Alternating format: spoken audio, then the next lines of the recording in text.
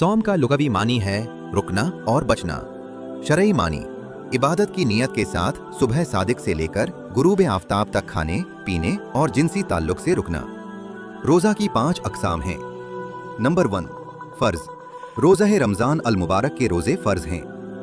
Number 2 वाजिब, रोज़ा नज़र माने हुए रोज़े और कफ़ारा के रोज़े वाजिब हैं।